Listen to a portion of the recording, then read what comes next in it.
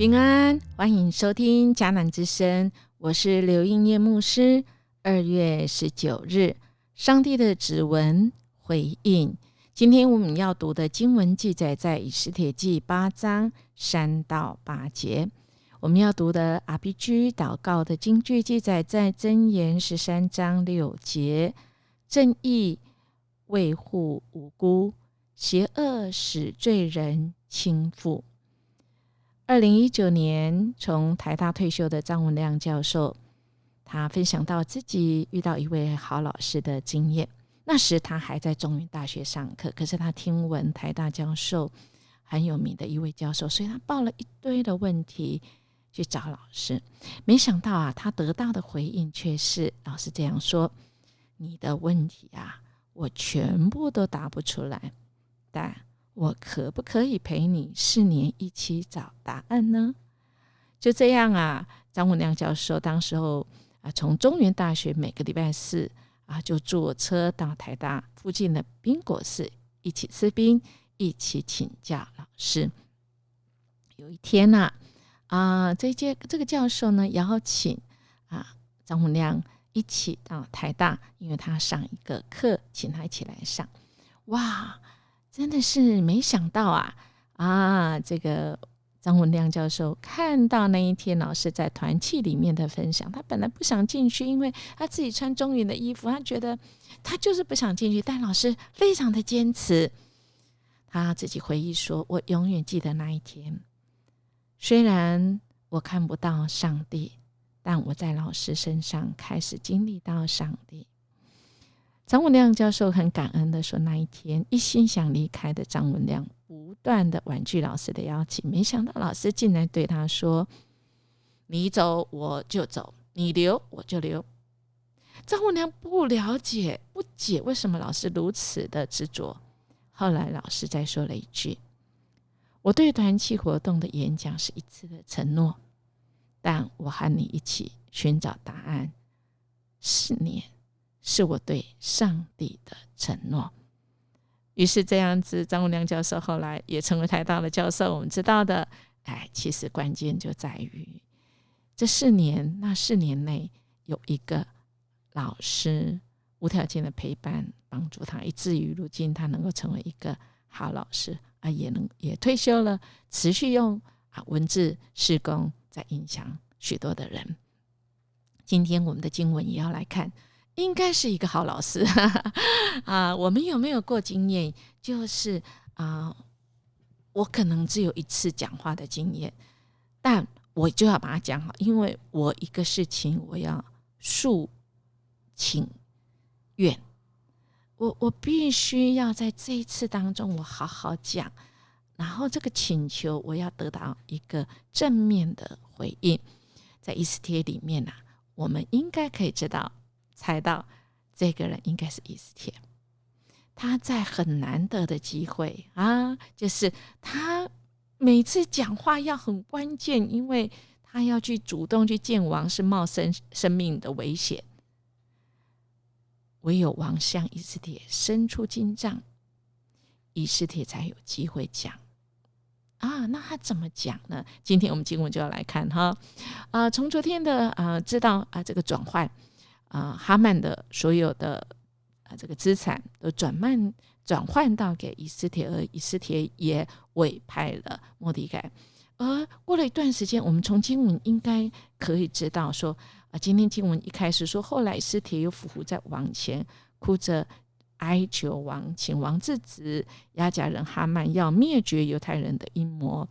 那么我们就可以知道推估这是不是昨天那个当天事，而是另外一天以斯帖主动去到王，所以王要向以斯帖伸出金杖。以斯帖就站起来说，他请求怎么请求呢？我们来看，他说他用什么？他用若如果用和合本来讲，我们会看到他有几个，从若来开始。他说，现今王若愿意，我若在王眼前蒙恩，王若以为美，若喜悦我。我们看到以斯帖仍然用什么？先用动之以情，后来他才来讲什么样的理呢？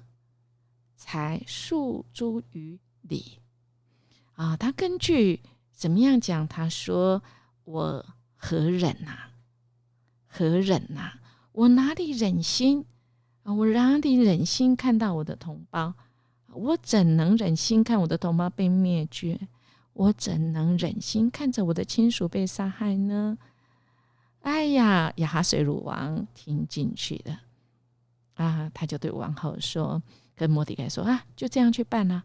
为了哈曼杀害犹太人的阴谋，我已经吊死了他，又把他的财产给了以斯帖。但王的名义之前所发出的通告上面有王的印，是不能撤销的。不过我准你们按照你们的意思再追扎，等于是再通知犹太人，你们可以用我的名义发出，并且盖上王印。我们看到以斯帖再一次抓住机会，而他好好的说他怎么说。所以我们真的是可以来学习哦。以斯帖是一个知道怎么样在很短的时间内他来这个诉说他要的。那么我们来看看在这一段的时间里面，这以斯帖他怎么样子来让王从这个原来是要杀灭犹太人，转变为，当然以斯帖不是他一个人就有办法，更重要是这位神。所以我们看到在以斯帖的身上，一个没有读书，没有读什么书，一个妇人以斯帖，他竟然有这样的智慧。我想我们前几天我们已经有说过，这是上帝的指纹在以斯帖的身上。那么我们能不能有这样子的智慧呢？能，因为我们的主不只是愿意陪我们，他应允我们，就像张伦亮教授的老师，他对我们，神对我们，他愿意陪我们，是他圣经里面一再告诉我们，他也一再告诉我们，我们必须要遵守。就像今天的箴言，我们 RPG 的祷告，正义维护无辜，邪恶使罪人倾覆。所以亲爱的弟兄姐妹，我们可要敬畏这位神哦。那么我们发现那不公义的事情，神要给我们机会，现今的机会，让我们也有智慧。我们当怎么样来说呢？好不好？我们来默想，若现今有机会得以请求在上位者对一个不公义的事件提出请求，我会如何说呢？才能够得到正面的回应呢？我们一起来祷告。阿爸天父，谢谢你，你总是用你的慈爱，你的信实，你的公义，你的全能，你护庇我们，你引导教导我们，使我们真的走在你的正道上。你再次告诉我们，正义维护无辜，邪恶使罪人倾覆。愿我们的生命是来敬畏你，愿我们的生命来向你学习。主，你是我们最好的老师，使我们真知道当怎么样行。主，我们也知道我们有所求，你给我们的回应正显明。主啊，我们看到你在我们身上的作为，虽然人看不见您，但在我们的身上他们可以经历到上帝。恳求你帮助我们今天就活出主你的恩惠跟智慧。谢谢你，我们将祈求祷告，奉耶稣基督的名求，阿们。伊牧师祝福您，我们今天活出主的智慧。我们明天见。